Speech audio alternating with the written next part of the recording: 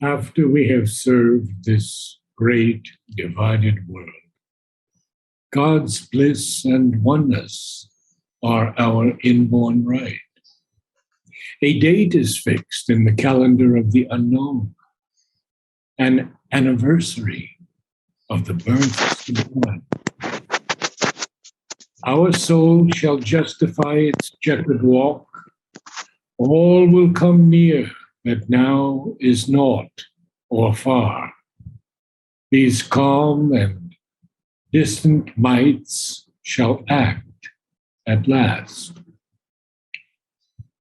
So, yes, we have the definition, the unknown. I don't know that we've done that before. Have we, Vladimir? I don't remember. Okay, well, we'll do it again then. Can someone do the unknown for us? And then there's one on birth, which is the wheel of birth, but I don't think we have to do that. So someone can do the unknown. Unknown. Sri Aurobindo. The unknown is not the unknowable. It need not remain the unknown for us unless we choose ignorance or persist in our first limitations. For to all things that are not knowable, all things in the universe, there correspond in that universe faculties which can take cognizance of them, and in man, the microcosm, these faculties are always existent and at a certain stage capable of development. We may choose not to develop them. Where they are partially developed, we may discourage and impose on them a kind of atrophy. But fundamentally, all possible knowledge is knowledge within the power of humanity, the life divine. The unknown is that. Go ahead. The unknown is that which is beyond the known, and though unknown is not the unknowable, if we can enlarge our faculties or attain to others that we do not yet possess, the Upanishads. Everything can be known. Sri Aurobindo is very, very clear. Everything can be known. All possible knowledge is within the power of humanity. So we see that, first of all,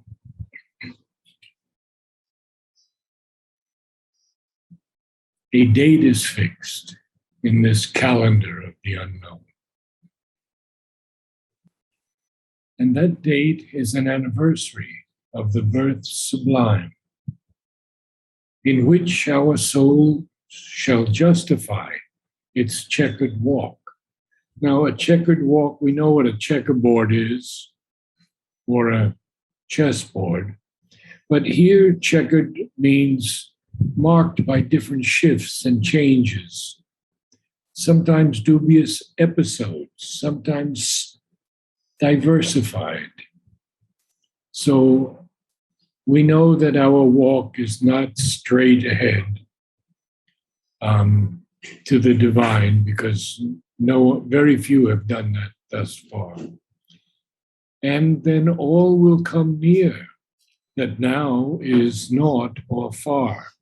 Now here Sri Aurobindo spells naught, N-A-U-G-H-T, and in other places he spells it N-O-U-G-H-T, but it's the same definition, the non-existence, the nothingness. And then he says, continuing on, these calm and distant mights shall act at last. Immovably ready for their destined task, the ever-wise, compassionate brilliances await at the sound of the incarnate's voice to leap and bridge the chasms of ignorance and heal the hollow yearning gulfs of life and fill the abyss that is the universe. So we actually have two definitions here that I believe we've done ignorance before, but I don't believe we've done, well, we have done life, haven't we? Yes. So let's move on to the next page, page 60. And we have in this secret knowledge, Sri Aurobindo telling us something.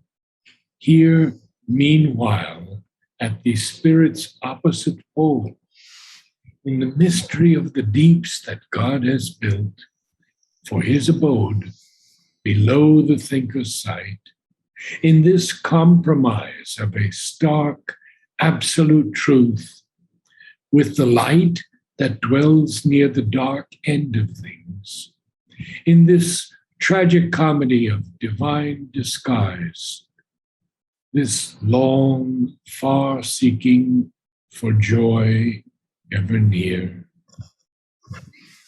I'll read that again. This long, far seeking for joy ever near.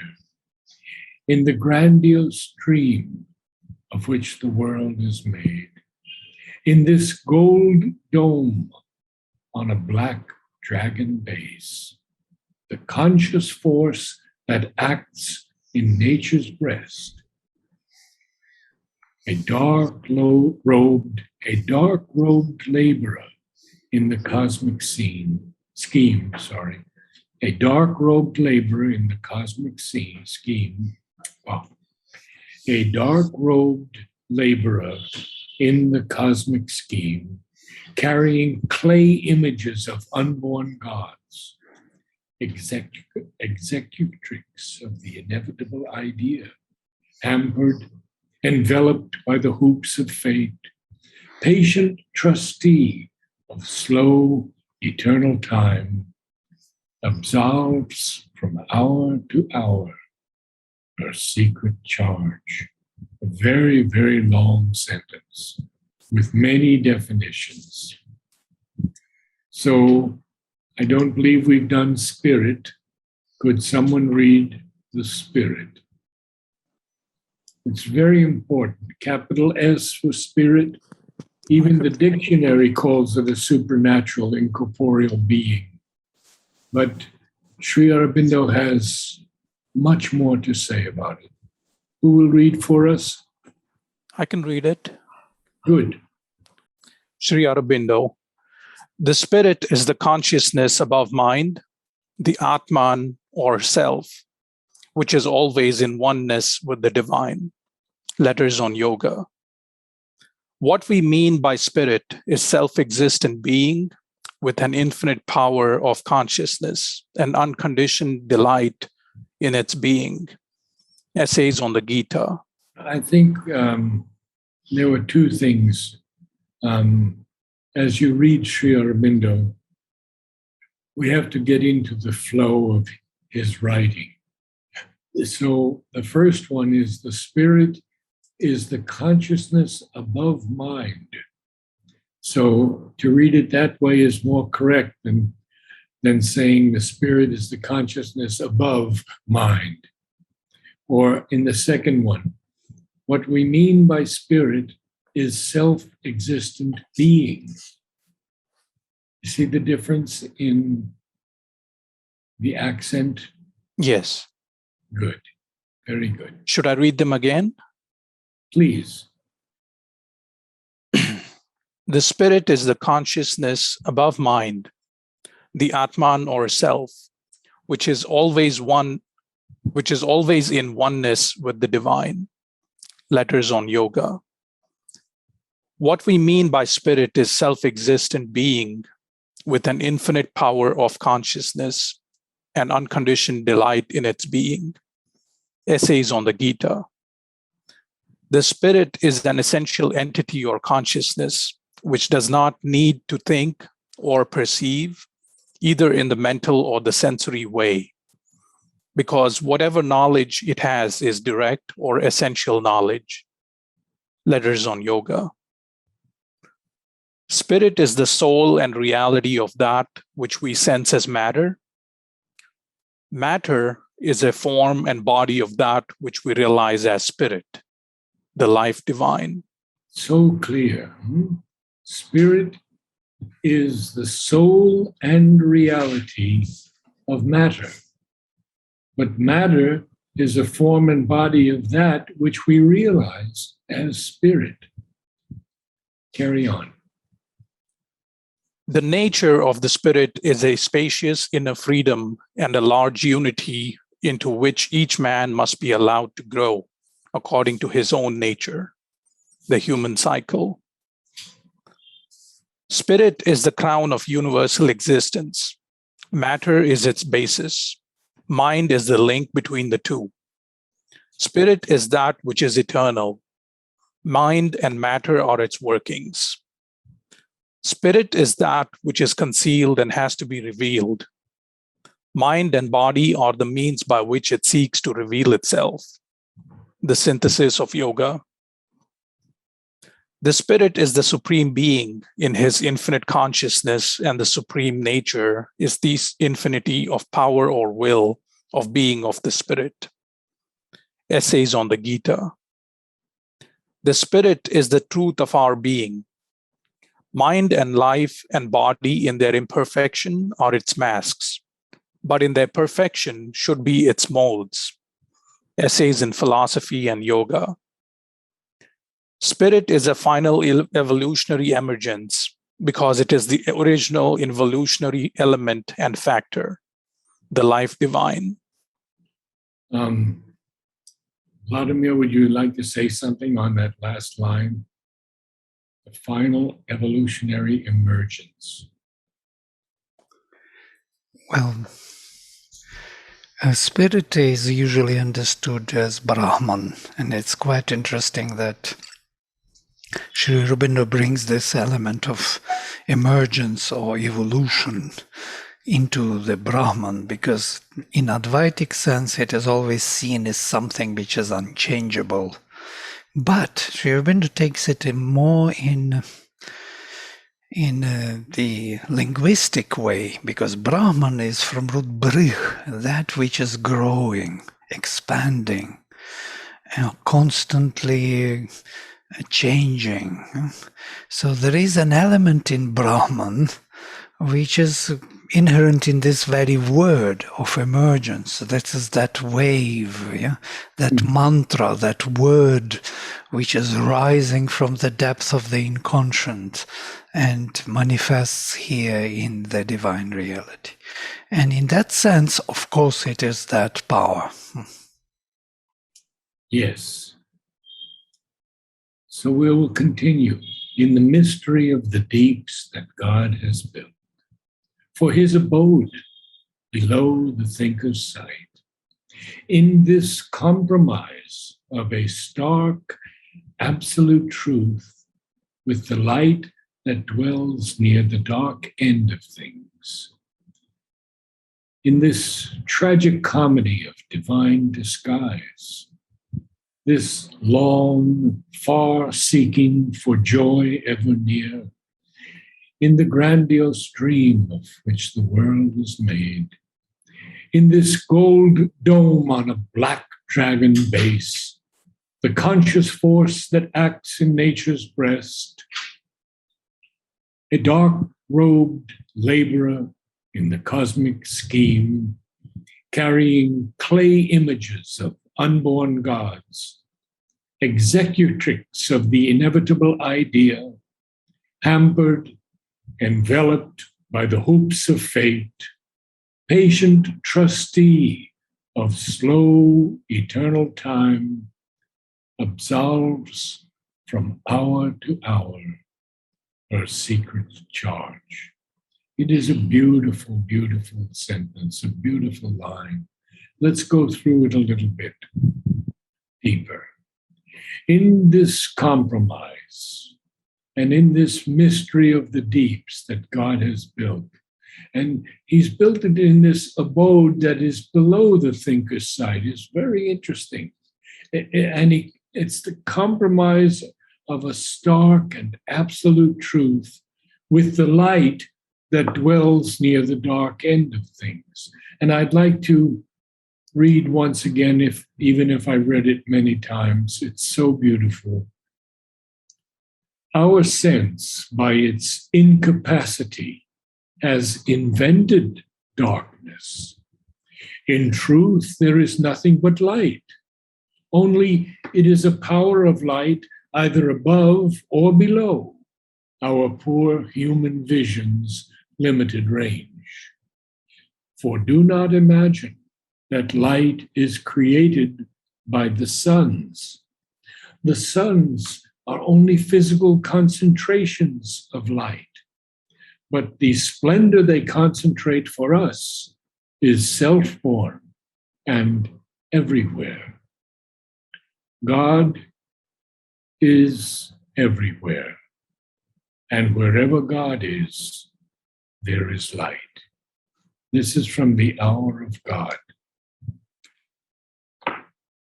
We see this tragic comedy, which is usually in a play, it's a situation having both comic and tragic elements.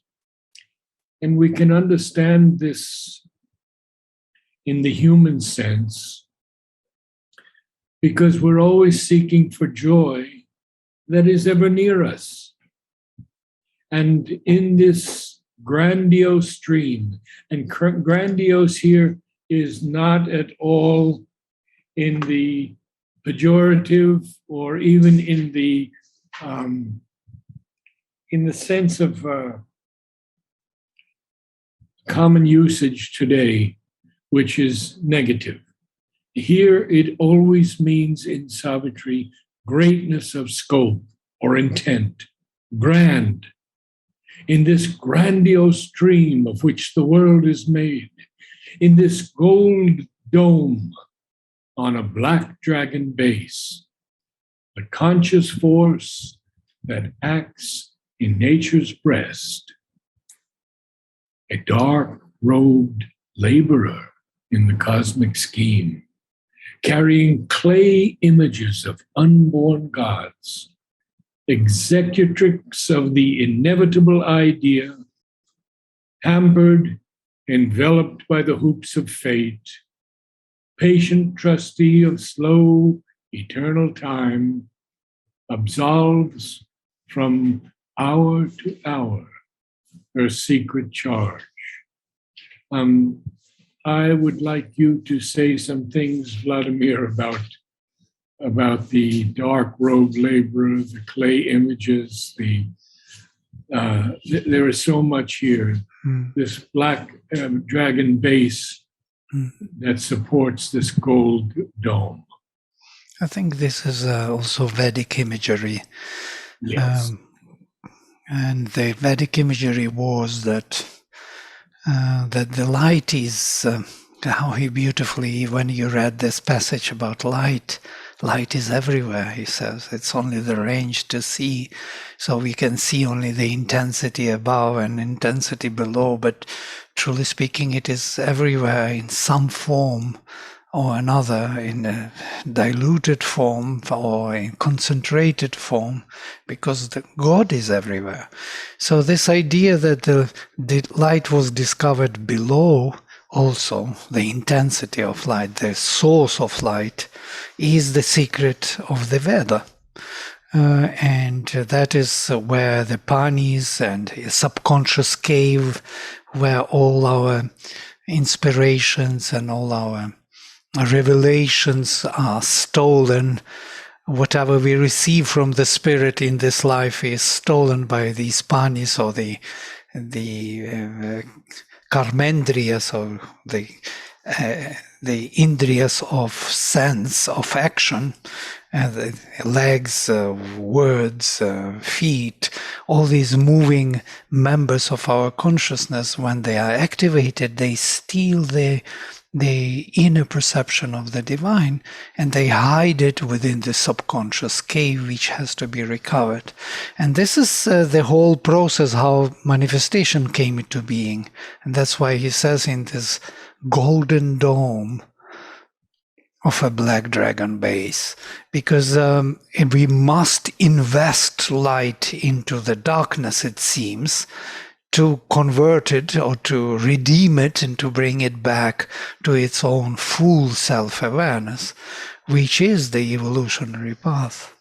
And that's how beautifully he describes here, step by step, dark-robed laborer in the cosmic scheme, carrying clay images of unborn gods. They will still be born in those clay images. They're still seeking their own birth, and that's the evolution. Alrighty. Giving totally new kind of fresh look at these, great images of the Veda. Thank you. Now we have the executrix of the inevitable idea.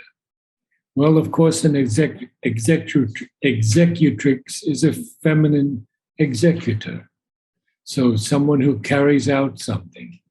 The idea Sri Aurobindo speaks about quite a bit, and I think he uses the word real idea very often for the supramental. So could someone read the definitions of the idea?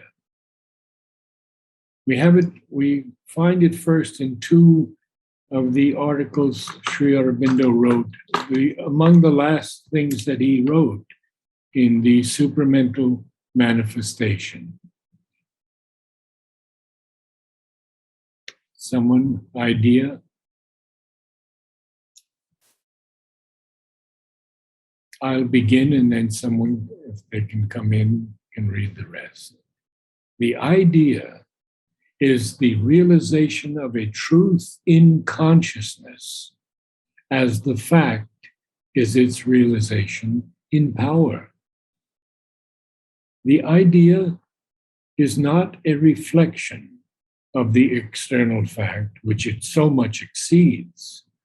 Rather, the fact is only a partial reflection of the idea which has created it. Both of these from the supramental manifestation. And next from the life divine. The view I am presenting goes farther in idealism. It sees the creative idea as real idea. That is to say, a power of conscious force, expressive of real being, born out of real being, and partaking of its nature, and neither a child of the void, nor a weaver of fictions. It is conscious reality, throwing itself into mutable forms of its own imperishable and immobile substance. The world is therefore not a figment of conception in the universal mind, but a conscious birth of that which is beyond mind into forms of itself.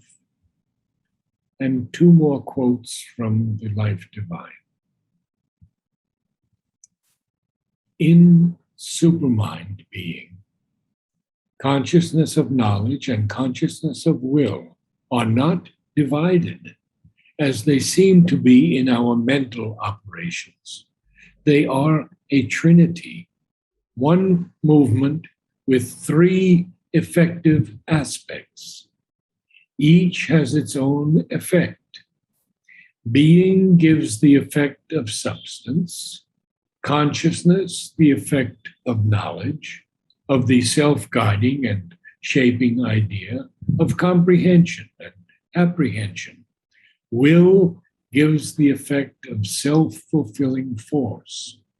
But the idea is only the light of the reality illumining itself. It is not mental thought, nor imagination, but effective self-awareness. It is real idea. So we see here that being gives the effect of substance. And then after being is consciousness, giving the effect of knowledge. And lastly, will, which gives us the effect of self-fulfilling force. And then again in the life divine, as mind is only a final operation of supermind, so life is only a final operation of the consciousness force, of which real idea is the determinative form and creative agent. Consciousness, that is, force, is the nature of being. And this conscious being, manifested as a creative knowledge will, is the real idea or supermind. Oh, so we see now that real idea is synonymous with supermind.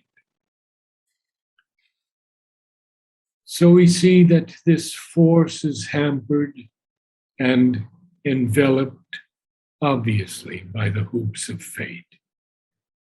Because fate does have an action in this life.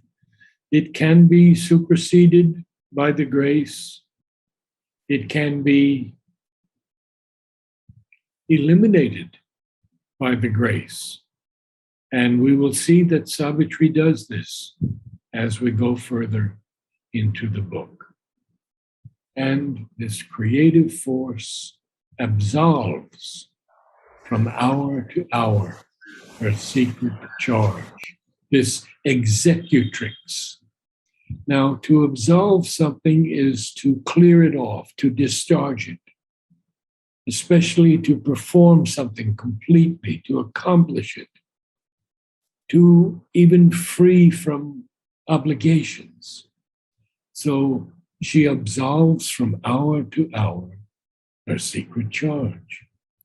All she foresees in masked imperative depths, the dumb intention of the unconscious gulfs, answers to a will that sees upon the heights, and the evolving words first syllable, ponderous, root sense, contains its luminous close, privy to a summit victory's vast descent and the portent of the soul's immense uprise. Oh, it's so powerful, so beautiful. Everything the mother sees and foresees in these imperative depths, these actions, these unavoidable actions, and they are masked. And she sees this dumb intention of the unconscious gulfs. Again, no negative connotation here. Dumb simply means either lacking the power of speech or producing no sound, silent, mute. So the dumb intention of these unconscious gulfs that answer to a will that sees upon the heights, and the evolving words first syllable, which is ponderous, no doubt, brute sense, still it contains its luminous close and is privy, that means a participant of a summit victory's vast descent, and the portent, that's the omen or the indication of something going to happen, and the portent of the soul's immense uprise. So we've covered many things here, and if someone could give us the Sri Aurobindo's definitions of the word, very important.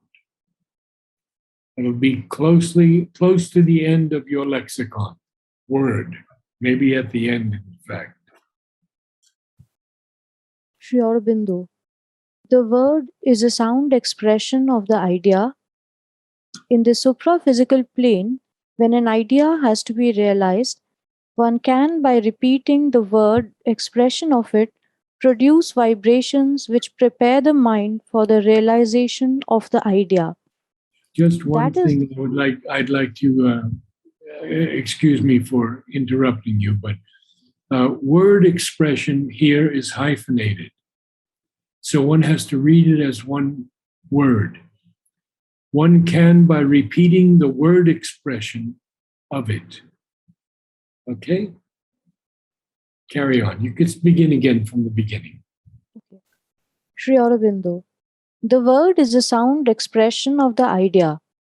In the supra-physical plane, when an idea has to be realized, one can, by repeating the word expression of it, produce vibrations which prepare the mind for the realization of the idea.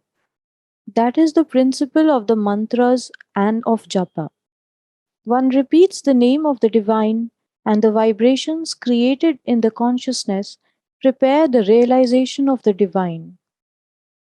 It is the same idea that is expressed in the Bible. God said, "Let there be light," and there was light. It is creation by the word, the future poetry. The silent and the active Brahman are not different, opposite, and irreconcilable entities. Irreconcilable. Irreconcilable. The silent and the active Brahman are not different, opposite, and irreconcilable entities, and one denying, the other affirming, a cosmic illusion. They are one Brahman in two aspects, positive and negative, and each is necessary to the other. It is out of this silence that the word which creates the worlds forever proceeds, for the word expresses that which is self hidden in the silence, the life divine. It is so beautiful, isn't it? This principle of the mantra and of japa. These vibrations in our consciousness prepare our realization of the divine. And the quote from the Bible, of course, is one of the most famous quotes. It is creation by the word. So we see that from the silence, the word proceeds, and that word creates the worlds. And the word expresses that which is self-hidden in the silence. So then we have this line, ponderous, brute sense contains its luminous clothes. Of course, ponderous is something that's labored and dull, often lacking in grace or fluency. And luminous is emitting light. Brute, we know something that's brute sense. Privy to a summit victory's vast descent, and the portent of the soul's immense uprise. And then Sri Aurobindo lifts us up again. All here, where each thing seems its lonely self, are figures of the soul transcendent one. Only by him they are. His breath is their life. An unseen presence molds the oblivious clay. And this is the unseen presence that is molding all of us. So I thank you all, and we will meet next week for a 45-minute session. Namaste. Namaste all.